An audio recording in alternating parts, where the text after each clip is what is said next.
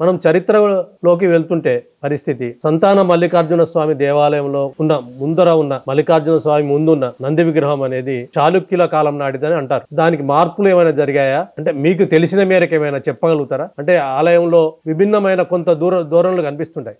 నంది విగ్రహం ఎదురుగా ఉన్న లింగం అదే స్థాయిలో కాకుండా అది చిన్నగా ఉండి పెద్దగా ఉండడం అట్లాంటి కారణాలకు మార్పులకు గురవడం కారణమా లేదా కాకతీయుల కాలం నాటి మార్పా ఏంటి ఏమైనా చెప్పగలరా? అయితే ప్రధానంగా మల్లికార్జున స్వామి దేవాలయం అని అనాదిగా ఉన్నట్టుగా మనకు స్థానిక చరిత్ర చెప్తున్నది. కళ్యాణి చాళుక్యుల కాలంలో ఈ దేవాలయాన్ని నిర్మించినట్టుగా భావిస్తున్నాం. అసలు వాస్తవానికి ఇది కాకతీయుల కాలం నాటిదనే భావన ఉండేది. ఆర్కియాలజీ డిపార్ట్మెంట్ వాళ్ళు వచ్చి ఇక్కడ చూసిన తర్వాత ఈ దేవాలయంలో ఉన్నటువంటి ఆగమ శిల్పకళా రీతులను చూసిన తర్వాత ఇది కాకతీయుల కంటే ముందు ఉన్నటువంటిది, ఇది కళ్యాణి చాళుక్యుల కాలం నాటిది.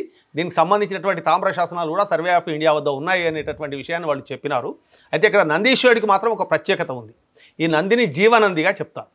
జీవనంది అంటే ప్రతి సంవత్సరము ఈ శమీపత్రం అంతా పెరుగుతూ ఉంటుందట. చూసిన వాళ్ళు ఎవరు లేరు, కొన్ని వందల సంవత్సరాలు అయిన తప్ప ఆ పెరిగిందాన్ని గమనించలేరు ఎవరు. అయితే దీనికి ఏమిటంటే ఇక్కడికి నాగులబండ అని ఒక గ్రామం, ఒక ప్రాంతం ఉంది.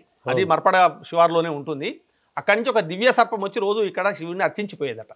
మరకతమణుల చేత అర్చించేది. అంటే కాళహస్తిలో ఎట్లాగైతే ఉందో అట్లాంటి కథనే ఇక్కడ ఉంది. ఆ మరకతమణుల చేత అర్చించడం చేత దీనికి మరకతమణిపురం అనే పేరు వచ్చింది మొదలు.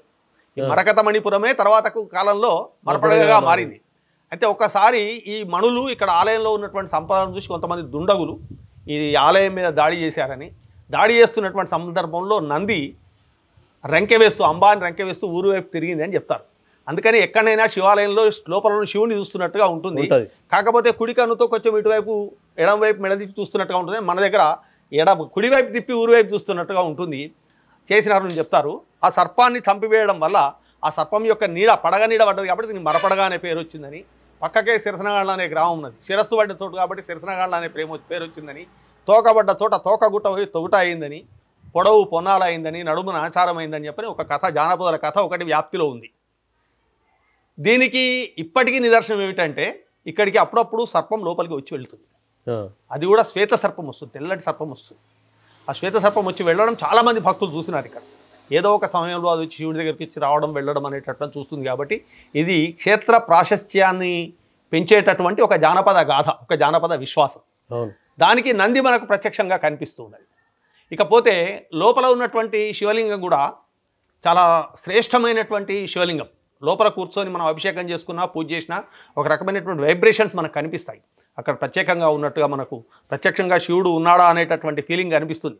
చాలామంది భక్తులు చెప్పేది ఏంటంటే మేము అభిషేకం చేస్తున్నప్పుడు ఇక్కడ ఏదో సర్పం ఉన్నట్టుగా మాకు ఫీలింగ్ కలుగుతుంది అనే విషయం చెప్తూ ఉంటారు. నాకు కూడా కలిగింది. అది మానసికమైన భావన కావచ్చు, లేదా ఈ కథ మనస్సులో నిలిచిపోవడం వల్ల, సుషుప్తిలో నిలిచిపోవడం వల్ల మనకు తెలియకుండానే అది వచ్చేది కావచ్చు. లేదు ఇంకోటి యోగశాస్త్ర పరంగా చూసినట్టయితే మన లోపల వెన్నుపాములో ఉండేటటువంటి కుండలిని శక్తిలో ఉండేటటువంటి సర్పం జాగృతంగా అవడం వల్ల కూడా కావచ్చు. కానీ ఇక్కడ ఈ క్షేత్రంలో మాత్రం ఆ మహిమ ప్రత్యక్షంగా కనిపిస్తుంది. ఎవరైనా ఇక్కడికి వచ్చినటువంటి వాళ్ళు ఒకసారి క్షేత్రం ఆవరణలో ప్రవేశించగానే ఒక దివ్యమైన అనుభూతికి లోనవుతారు, ఒక ప్రశాంతతకు లోనవుతారు. చిత్తం అనేది ప్రశాంత స్థితికి చేరుకుంటుంది.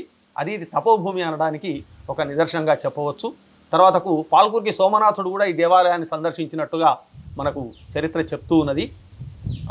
తటస్థ గ్రామ పంచరత్నాలు అని సుమారు ఒక 150-200 సంవత్సరాల క్రితం ఒక కవి తాను వెళ్తూ ఏ గ్రామంలోనైతే నివసిస్తాడో ఆ గ్రామంలో ఉన్నటువంటి శివుని గురించి పద్యాలు రాసినాడు. ఆయన మర్పడగా వృషేంద్రలింగ మన్మదభంగ అని ఆ మకుటంతోనే ఆయన ఒక 5-10 పద్యాలు రాసినాడు. అవి కూడా మనకు సాహిత్యంలో దొరుకుతూ ఉన్నాయి.